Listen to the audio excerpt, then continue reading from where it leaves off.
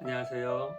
오늘도 하나님과 동행하는 교회 아침 예배 함께 해주신 여러분들을 환영하고 축복합니다. 오늘은 시편 말씀 23편 말씀을 함께 나누려고 합니다. 시편의 진주라고 불리는 이 말씀, 제가 굳이 얼만큼의 중요성 또는 보편성 모든 것을 얘기를 굳이 안 드려도 너무나 아마 외우고 계신 분들도 많이 계실 거예요. 저도 이제 세번역 성경을 보지만 세번역의 내용도 그렇고 그 기존의 개역 개정의 내용도 그렇고 달달달달 외울 수밖에 없는 내용이죠.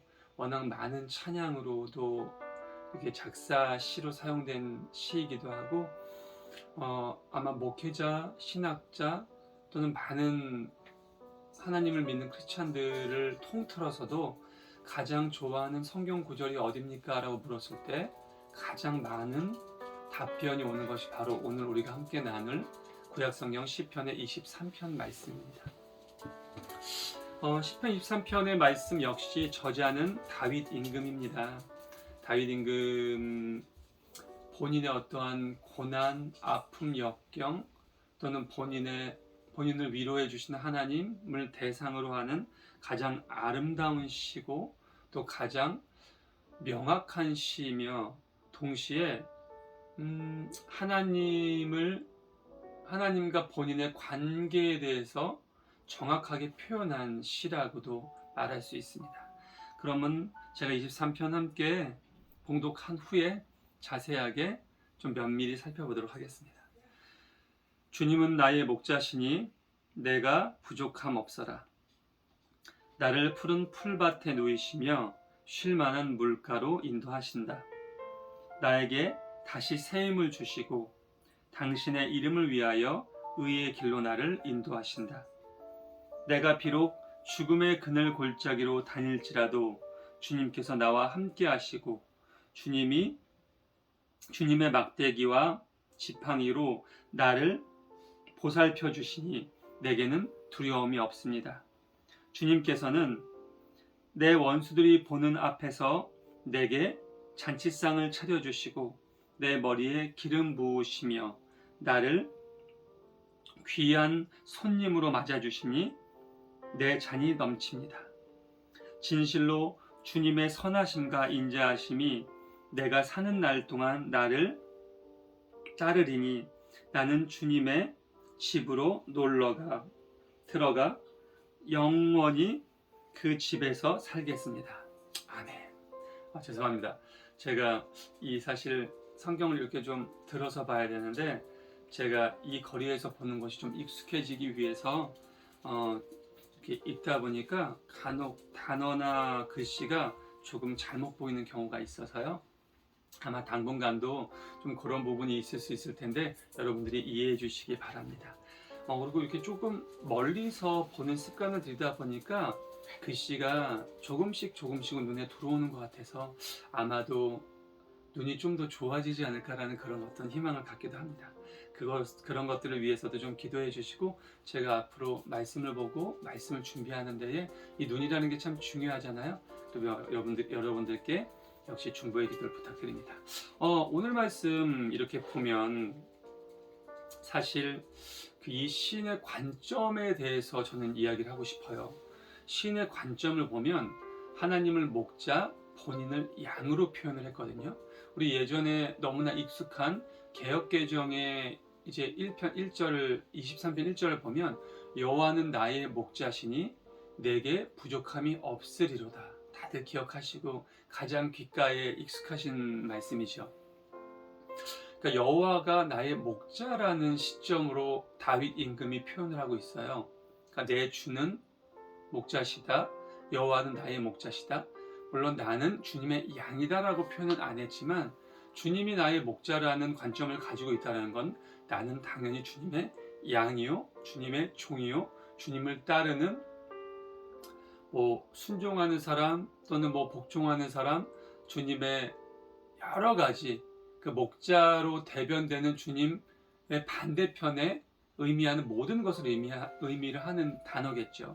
근데 우리가 그 시대의 배경적인 부분, 그 시대의 어떤 좀 의미적인 부분을 짚고 넘어가야 될 필요성이 있는 것이 또 오늘 이 말씀에 있어요.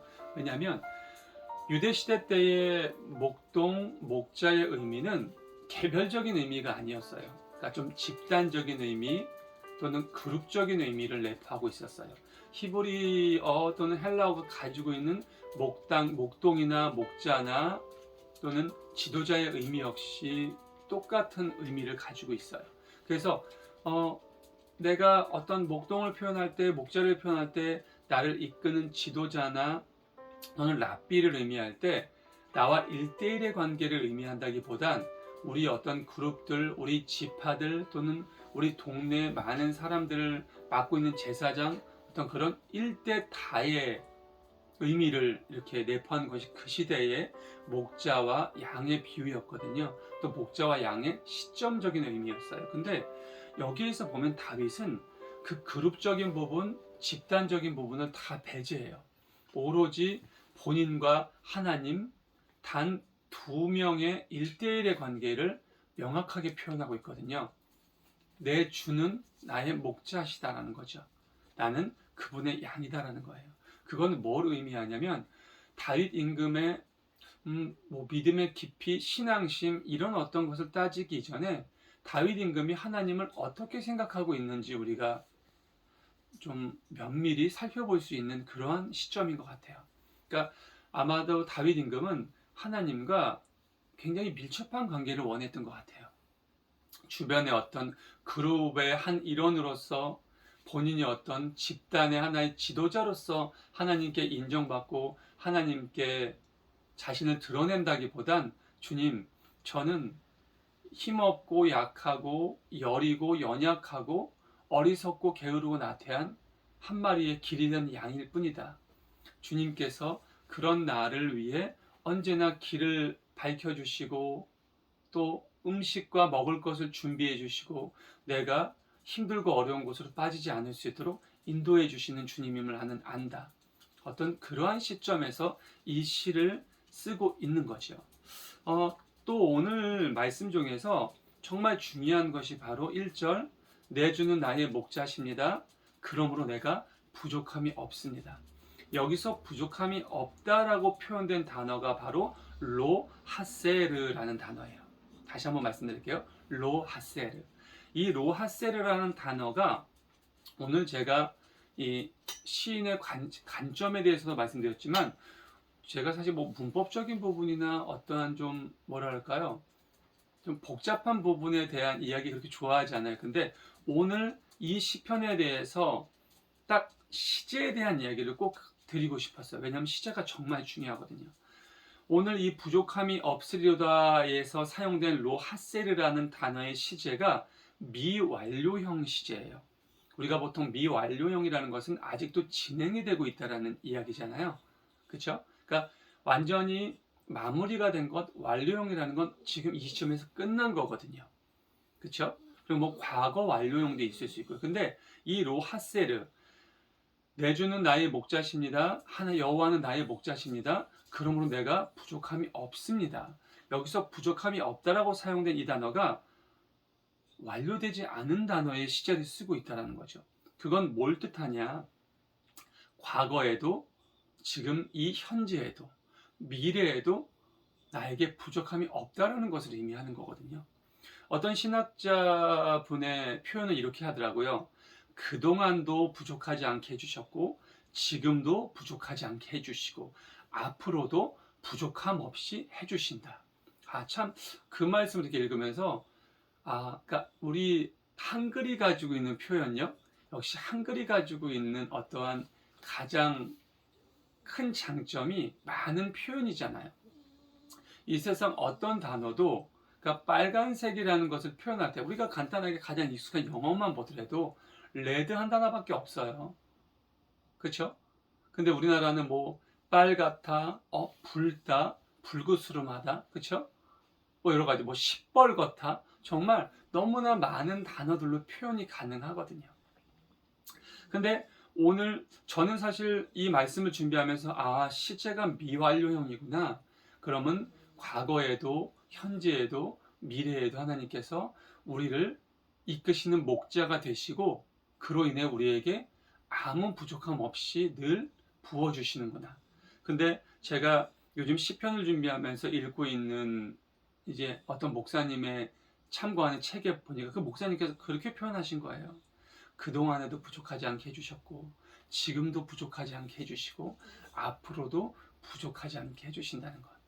참 마음이 따뜻해지고 마음이 참 이렇게 편안해지는 그런 표현인 것 같아요.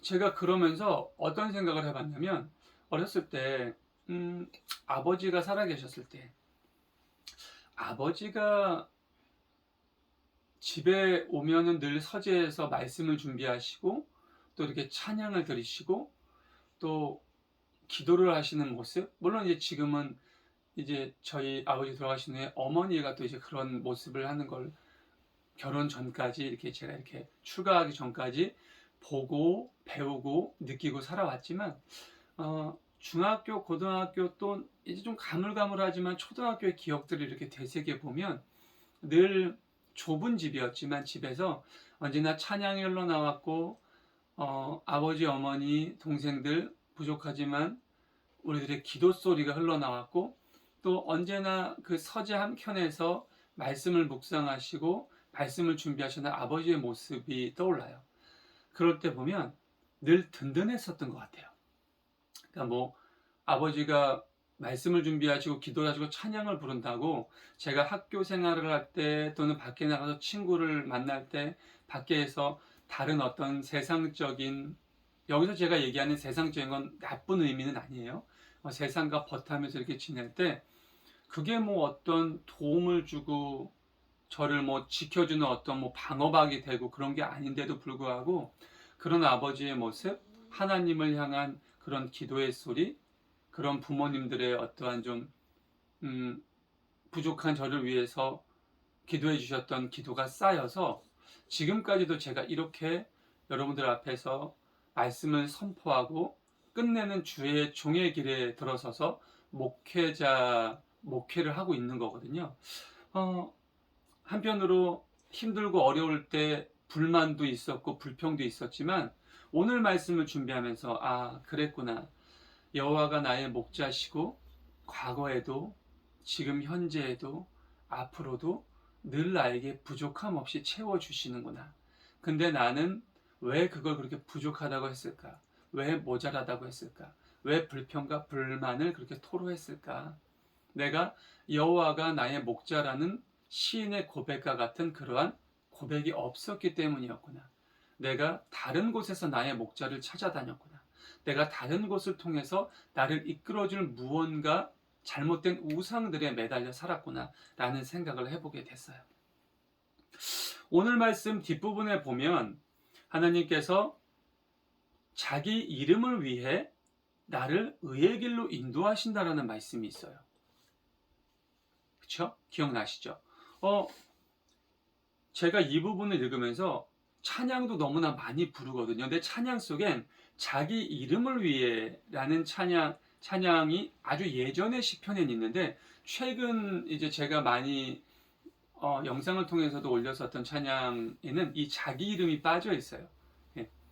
그냥 의의 길로 인도하신다. 그러다 보니까 저도 약간 간과하고 있었던 게 뭐냐면 하나님께서 부족한 우리를 그리고 다윗 임금의 시점 속에서 본인을 의의 길로 인도해 주시는 그 명확한 이유는 바로 하나님 본인의 이름을 위해서라는 거예요. 그리고 동시에 이 시인은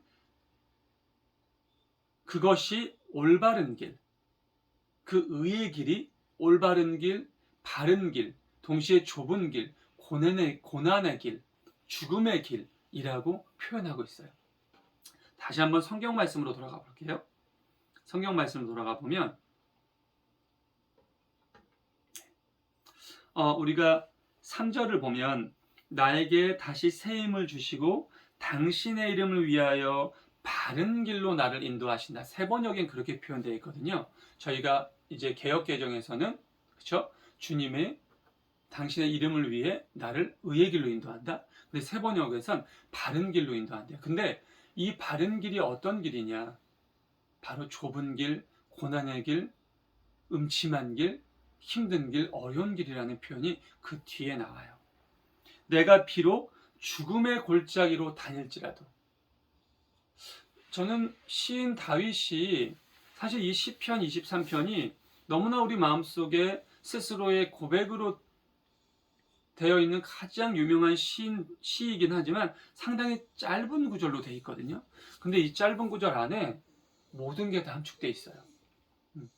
하나님께서 나의 목자가 되시고 나에게 부족함 없이 항상 채워주시는 분인데, 그리고 그가 언제나 나를 푸른 풀밭에 누이신다는 거죠. 쉴 만한 물가로 인도해 주신다는 거예요. 근데 이건 결론이에요. 그 이전에 뭐가 필요해? 주님은 먼저 당신의 이름을 위해, 당신의 명예를 위해서 우리를 의의 길로 인도하신다는 거예요. 바른 길로. 근데 그게 어떤 길이냐? 죽음의 골짜기라는 거예요.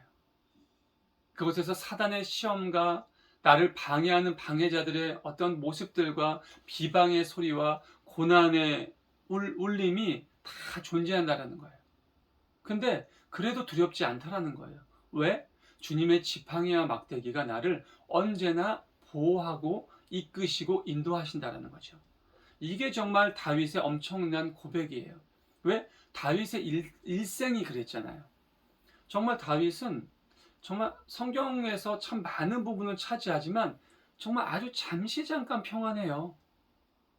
사울에게 쫓겨, 아들에게 쫓겨나 너무나 힘들고 어려운 삶을 살아요. 잠시 잠깐의 유혹을 이기지 못해서 우리아를 죽이고 밧세바를 취해요. 얼마나 좋았을까요? 기껏해야 몇 달? 그 죄악의 씌인 자식이 하나님이 그 영혼을 데려가시고 나란의 책망이 이어지고, 그죠? 그로 인해서 그 집안의 칼부림이 끊어지지 않을 거라는 저주를 받게 되고, 하지만 하나님이 다윗을 기억하셔서 너 때는 내가 그러지 않고 너의 아들 때에 가서 너의 집안을 망하게 하겠다라는 말씀을 받죠. 그럼에도 불구하고 다윗은 망가지지 않아요. 무너지지 않아요. 하나님 앞에 죄를 시인하고 자복하고 온전하게 하나님의 자녀로서 생을 마감하죠.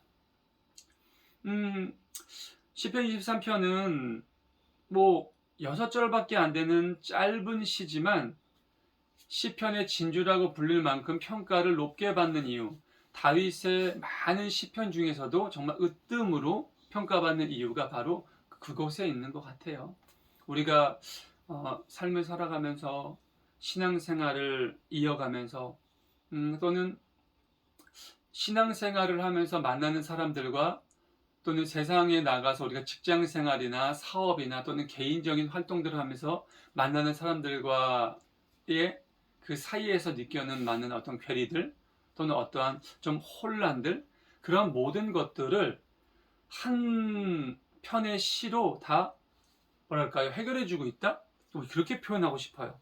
모든 것을 그렇게 이야기해주고 있는 것. 왜? 다윗 임금 스스로가 우리가 지금 인생에서 겪고 있는 그 모든 것들을 다 겪었고, 아니 더한 어떤 고통과 아픔을 겪으면서도 하나님 앞에서 흔들리지 않았고 무너지지 않았고, 하나님 앞에 하나님께서 그 다윗을 책망할 만큼의 어떤 크나큰 죄악 속까지는 빠지지 않았던 그 다윗의 모습, 그게 바로 다윗이 주님께서는 당신의 이름을 위해서 나를 의의 길로 인도하신다, 올바른 길로 인도하신다, 바른 길로 인도하신다. 근데 그 길이 혹여 나를 죽음의 문턱까지 이끄는 그런 죽음의 골짜기라고 할지라도 나는 두려워하지 않는다. 왜? 주님의 지팡이와 막대기가 나를 보호하시고 인도하시고 이끌 거라는 것을 나는 알고 있기 때문이다.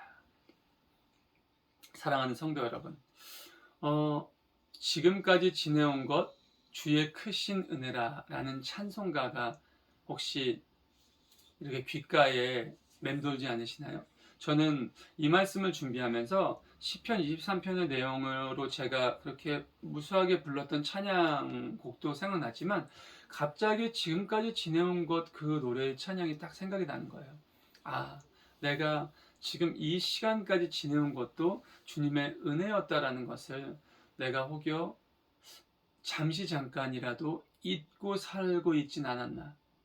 그래서 좀 더 나은 삶, 좀 더 편한 삶, 좀 더 풍족한 삶, 좀 더 건강한 삶, 그런 것만을 내가 추구하면서 살아오고 있진 않았나. 목회자라고 목사 안수를 받고 교회 개척을 하고 이렇게 하나님 말씀을 준비하면서 여러분들과 함께 나누고 있지만 내가 그 어떤 중심과 목적 속에 분명 하나님의 이름과 하나님의 영광만을 위하지 않은 것도 있지 않았나라는 생각을 해보며 다윗의 이 고백을 다시 한번 마음속에 새겨보았습니다. 과거에도 현재에도 미래에도 전혀 부족함 없이 나를 챙겨주시고 살펴주시고 보살펴주시고 정말 주님의 그 막강한 위엄과 능력의 지팡이와 막대기가 나를 보호하시고 안위하시고 이끌어주시는 것, 그게 바로 시인의 노래, 시인이 하나님과 자신의 관계를 결정하는 관점, 또 시인이 로 하세르라는 단어를 사용하면서 넘칠 정도로, 내 잔이 넘칠 정도의 감사를 표현한 이 시. 사랑하는 성도 여러분, 우리의 삶이 그래야 되지 않나라는 생각을 합니다. 우리의 삶이 나의 어떤 인간적인 잣대, 나의 어떠한 인생의 목표로서의 어떠한 기준점엔 턱없이 부족할 수도 있어요. 그럴 수 있어요. 그렇지만 그건 그렇게 중요하지 않아요. 정말 중요한 건 내가 하나님 앞에 얼마만큼 감사하고 하나님 앞에 얼마만큼 당당하게 설 수 있느냐가 중요한 것 같아요. 하나님은 분명 우리에게 부족함 없이 부어주시거든요. 그리고 본인의 이름을 위해서 우리를 바른 길로 인도하시는 거거든요. 여러분, 우리가 어떠한 결정을 내리기 전에 무언가 고민을 하는 순간에 이득을 쫓지 않고 하나님의 뜻을 쫓게 하나님이 우리의 마음을 인도하시는 그 이유가 어디냐면 바로 우리를 바른 길로 인도하시기 위함이라는 것을 오늘 이 시간 여러분들과 함께 꼭 나누고 싶었습니다. 그리고 그 이전에 그렇게 우리를 인도해 주시는 이유는 바로 하나님의 이름을 위해서라는 것을 여러분들이 꼭 마음속에 새기실 수 있기를 간절히 바랍니다. 저야 당연히 목회자니까 저의 인생의 궁극적인 목표는 하나님의 영광을 위해서예요. 근데 꼭 비단 목회자뿐만 아니라 하나님을 믿는 우리 크리스찬들의 가장 주된 목적은 바로 하나님께 찬양을 드리는 이유라고 생각해요. 그 이유는 뭘까요? 하나님의 영광을 위해서라고 생각해요. 근데 하나님께서 그 부분도 본인께서 본인 스스로 나서서 해주신다고 오늘 다윗 임금이 고백을 하는 거거든요. 하나님이 나를 의의 길로 인도하셔. 바른 길로 인도하셔. 하지만 그 이유가 뭐냐면 나를 위해서도 있지만 당신의 이름을 위해서라는 것을 내가 이제야 깨달았어. 내가 이 힘들고 어려운 길, 사망의 음침한 골짜기로 다니는 이유, 근데 그럼에도 불구하고 내가 두렵지 않은 이유는 바로 하나님이 날 지켜주시기 때문이야. 근데 왜? 하나님이 당신의 이름을 위해서. 여러분, 얼마나 감격스럽고 영광스러운 상황 아닌가요? 내가 뭐라고, 그쵸? 우리가 뭐라고, 하나님께서 그분이 당신의 이름을 우리가 바른 길로 가는 걸로 인해서 드러내 주신다는 거잖아요. 참 중요한 것 같아요. 하나님을 믿는 우리가 바른 말을 하고 바른 행동을 하고 바른 관계를 형성하고 바른 교육을 하고 바른 생각을 한다는 것 자체만으로도 하나님의 이름이 영광 받으신다는 거예요. 저는 오늘 이 말씀을 꼭 여러분들과 함께 나누면서 오늘 하루를 시작했으면 좋겠다는 이야기를 드리고 싶었습니다. 사랑하는 성도 여러분, 말씀을 마무리하겠습니다. 과거에도 현재에도 미래에도 언제나 우리에게 부족함 없이 채워주시는 그분. 광야에서도 그랬죠. 만나로 우리가 부족함 없이 먹게 해주셨고, 고기가 부족하다고 하니까 메추리아기를 정말 신물 나듯이 보내주셨고, 물이 부족하다고 하니까 아무것도 없는 사막 한가운데에서 바위 틈에서 물을 솟게 해주셨고, 모세와의 관계는 또 어땠습니까? 어떻게 보면은 하나님을 협박하면서까지 거래를 성사시킨 모세잖아요. 근데 그 모세를 하나님은 들어서 사용하셨고, 그게 바로 우리 하나님이라는 것을 오늘 다윗의 시를 통해서 다시금 마음속에 새기시고, 오늘 하루 또 힘찬 시간, 힘찬 하루를 보내실 수 있길 간절히 축원합니다. 하나님 안에서 승리한다라는 것이 바로 그런 것 같아요. 뭐 개선행진곡을 부르고 찬란한 어떤 승리감에 도취되는 그런 게 아니에요. 아무도 몰라주지만, 아무도 모르는 것 같지만, 우리가 하나님의 이름을 위해 의의 길로 인도해 주심에 순종하는 것, 내가 아무리 작은 것 하나라도 하나님 믿는 사람으로서 양심에 꺼리낌 없는 발언을 하는 것, 하나님과 대면했을 때 당당하게 하나님 앞에 설 수 있도록 행동하는 것, 바로 그런 작은 결단, 작은 결정 하나하나가 바로 우리를 의의 길로 인도하신 하나님의 뜻에 순종하는 것이라고 믿습니다. 오늘 하루도 건강하고 또 은혜롭고 평화로운 시간이 될 수 있기를 주님의 이름으로 간절히 축원합니다. 기도하겠습니다. 하나님 감사합니다. 오늘 다윗의 시 23편을 통해 하나님 지금까지도 또 현재도 앞으로도 언제나 우리에게 부족함 없이 사랑과 은혜와 평안을 부어주시고, 우리가 지금보다 더 혹여 힘들고 어려운 고난의 길을 혹시라도 겪게 되더라도 우리가 두려워하지 않을 이유를 알게 해주신 주님, 감사하고 사랑하고 찬양합니다. 하나님, 오늘 이 아침에도 이 귀한 말씀을 함께 나누고 마음속에 굳건한 다짐을, 믿음의 다짐을 갖게 해주시니 감사드리고, 또 이 말씀을 통해 우리 사랑하는 모든 성도들이 힘을 얻고 또 주님의 이름을 높이기 위해, 주님의 이름을 명예롭게 하기 위해 우리를 의의 길로 인도하시는 주님의 귀한 뜻과 계획에 온전히 순종하고 동참하고 동행할 수 있는 우리 모두가 될 수 있도록 인도해 주시길 예수님 이름으로 감사드리며 기도했습니다. 아멘. 아멘.